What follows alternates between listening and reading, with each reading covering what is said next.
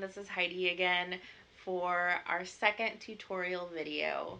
Today Rebecca will be teaching us about running stitch and the threaded running stitch.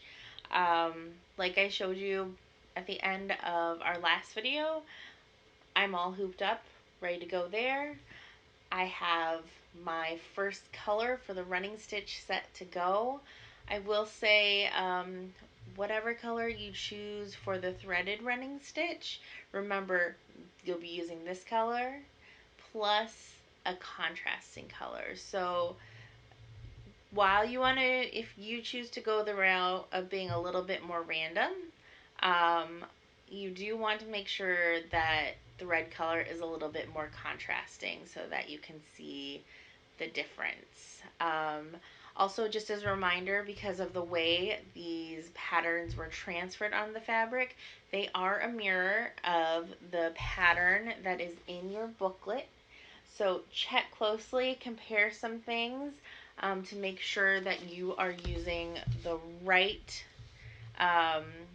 running stitch to create your threaded running stitch. I'll put a reminder in the video for you to give you an idea. We'll get started and let Rebecca take over. And I'm going to go ahead and get started working on my sampler as well. So I'll see you at the end of the video. Here's Rebecca. Okay, so I think we're ready to begin stitching. We've got our heart sampler in the wooden frame hoop. We've got a needle, we've got thread, we're ready to go. We are going to learn how to do the running stitch, which is a great border stitch to do. And the real key here is trying to get comfortable with finding where you're going to stick the needle through on the back and pulling it up in the front. So we've started here at the bottom. We pull it through, very satisfying. And then the nice thing about having this printed design is we don't have to guess. You know, often the running stitch, you would have to choose where to poke through and pull back up. In this case, you don't, you just follow it. The key here on the first stitch is to pull it through, but not pull it so tight that it creates like a ripple in the fabric. You want to keep it steady. So we're going to pull this through again, and we'll show you quite a few examples. Pull it through. It's taut now, but we're not going to pull it so that it creates any sort of ripples or is too tight. I want to keep it nice and smooth and run right along the line. You want to make sure you start just ever so slightly on or below the design so that you're covering the design entirely, and then you pop right back up. Now, some tips I would give for this particular section. One, you want to make sure you're not twisting your thread too much. If you do, whenever you do, just kind of give it a little tug and pull it out so that it's nice and straight. It'll look nicer that way. If it's flat, it kind of will have a ribbon effect as it goes. Also, one of the nice things about the running stitch and about this sampler in general is it's giving you a lot of stitches that look like they could be part of a border of any other design. So you could take a running stitch once you're comfortable making your own stitches, all of which should be about the length of a grain of like rice, and not the super short rice or the super long rice, but the medium.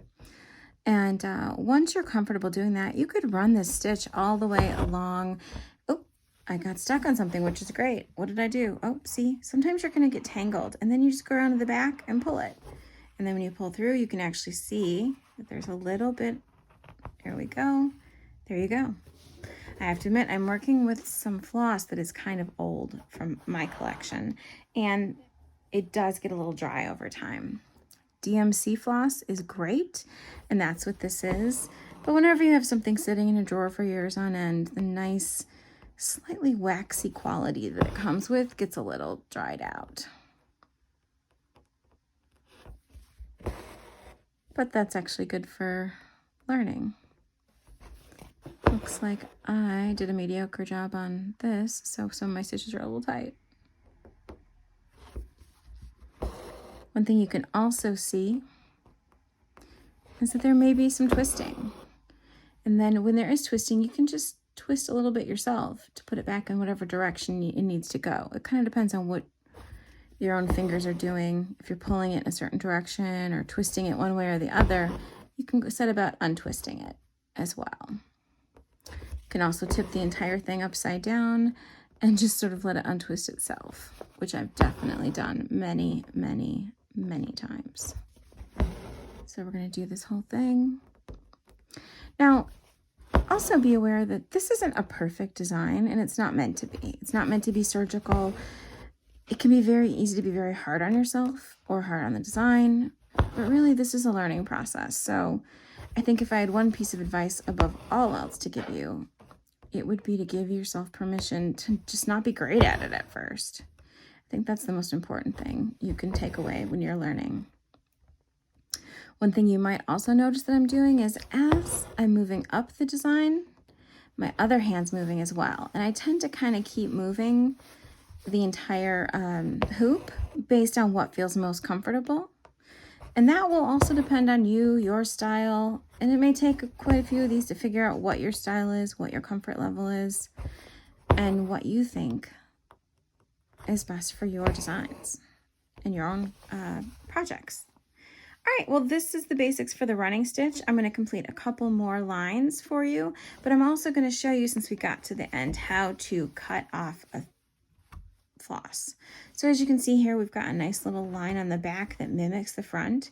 For this particular stitch, you will see that, but other stitches you will not, and that's okay. And if anybody wants to see the back of your embroidery, tell them no, because it's none of their business, and that's just rude. So I slide this through the back stitches, about 3 different ones, and then I just cut it off, and that's it. And that holds it very well. They're weirdly secure as you go. This one is tied off, and then these are run back through. And then I'm going to go ahead and stitch another line just so you guys can see it and feel comfortable with it.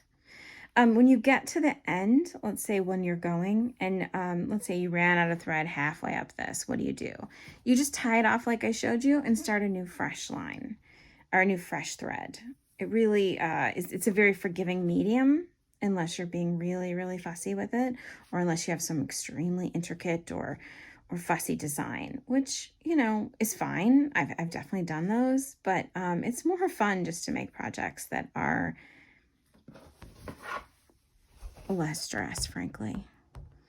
I mean, after the last year we've all had, who needs more stress, right? So see, we're going to start a second line right there, follow the exact same pattern. And if you have trouble seeing the pattern, if you have trouble finding it, it really comes down to practice. If you got really lost, you can flip it over and you can actually see the little lines bleeding through as well. So if you really need to do that to build up your comfort level, you can flip it over as well. It's entirely up to you. Just remember that you're learning and that it's going to take time to figure it out and develop a rhythm and a style of your own. I knew a woman who used this beautiful running stitch on a gray coat. She took some red floss and it was like a gray wool coat, and she took red floss and just did a little delicate running stitch all along the collar, and it just couldn't have looked any cuter. So I think stuff like that is sort of surprising, the applications you can do with the simplest of stitches.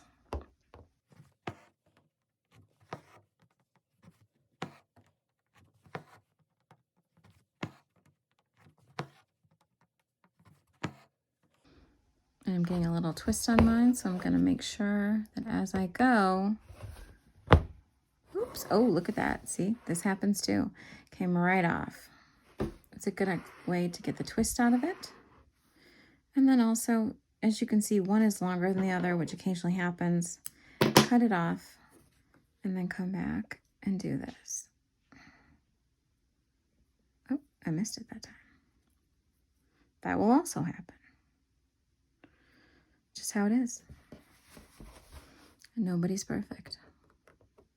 I'm throwing real Bob Ross vibes right now. So we'll go up to the top of this.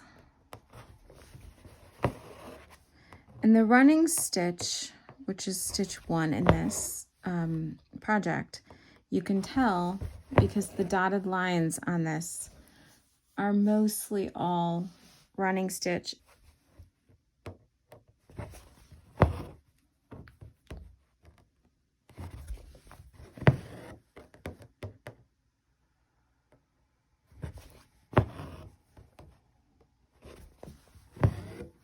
So make sure you follow the design, or don't, and get real crazy with it, whatever makes you happy. Another key not to forget with the running stitch is there's supposed to be a space. So it looks like a series of dashes right next to each other. I don't think I made that very clear. So I'm going to show you a few more stitches from a slightly different angle so you get the sense of the spacing.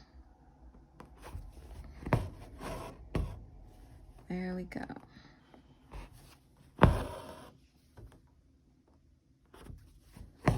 So as you can see, it looks like a bunch of little dashes just lined up together, and it creates a lovely little border design. So I took the liberty of finishing all the running stitches, and as you can see, there are 6 rows of running stitches in this sampler. And while the instruction booklet that you're getting will jump to a different stitch, I'm going to skip ahead to stitch number 4, which is the threaded running stitch. Since we've already completed all of the columns of the running stitch, I thought it would make more sense to just show you the variation on this stitch. So effectively, you're creating a little decorative element that will weave around or under each of the stitches that you've made. So on this particular case, we're going to come up effectively in the exact same hole we started our row in. And this is always, well, traditionally done with a contrasting color because it provides a little pop. And we're going to go under the stitch, the first one, and pull it through, leaving a little bit of a twist there. So one of the challenges of the threaded running stitch is making sure it's even as you go under, because you're going to go under and back and forth. And you can leave these loops pretty much as big or as small as you want. In this particular design, it seems they want you to leave about a half of a loop. So we're going to do that going back and forth. One of the challenges of this stitch, if you're using it for something other than decorative purposes, so for example, in this particular sampler, we're only going to maybe clean this thing once. You know what I mean? It's not like we're going to wash it over and over and over again. If you're going to be doing this with a different kind of stitch each time, or a different kind of fabric, or making it a little more loopy, so there's a lot more room in the stitches, you're going to kind of get twists, turns, snags, etc. So I like to keep it a little on the tight side, but I have seen some much fancier, more silly applications. But you can do it however you like. And remember, this is the first time you've done it, so be easy on yourself. We're all just learning. And to be honest with you, I do not use this stitch regularly in my work. I'm just not sure if it's my favorite aesthetically, to be really honest. But as you can see, as you go, you can make adjustments and pull it and make sure that it is even. And my floss is very twisty right now, so I'm going to untwist it and then come back. And this is an unusual stitch because you don't actually penetrate the fabric again until the end. So traditionally, you would be, almost every stitch would go through the fabric and come back up. This lays on top of it, obviously, and just under it. So every few stitches, I like to look at it, make a couple of adjustments so it's even. Just because I think it works a little nicer that way.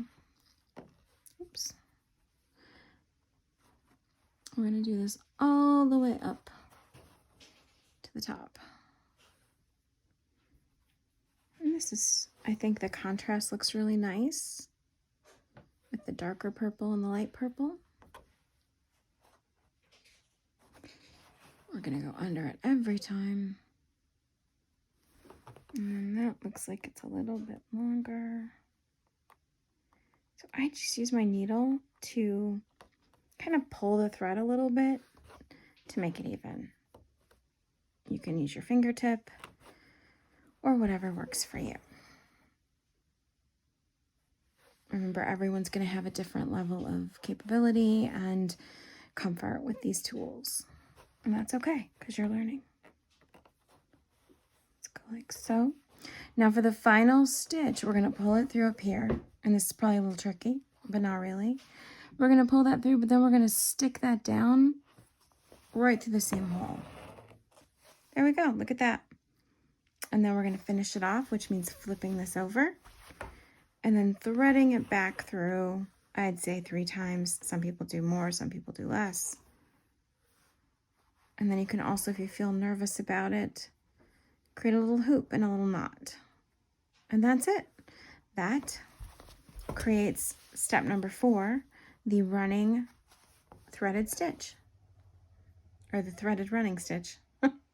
Thank you, Rebecca, for presenting and teaching us how to do the running stitch and threaded running stitch. Just like I said earlier, I went along with all of that, and here is the product of my work. So you have my running stitches along here, and then here's my threaded running stitch right here.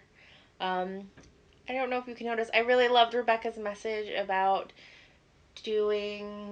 not trying to be a perfectionist about this because we're learning, and it's totally true. And there were a few moments where I was looking, especially with my first running stitch, that I was feeling ready to tear it out because I thought it looked uneven and not up to my perfectionist standards, but I decided to leave it because I want to be able to see the progress of my own work.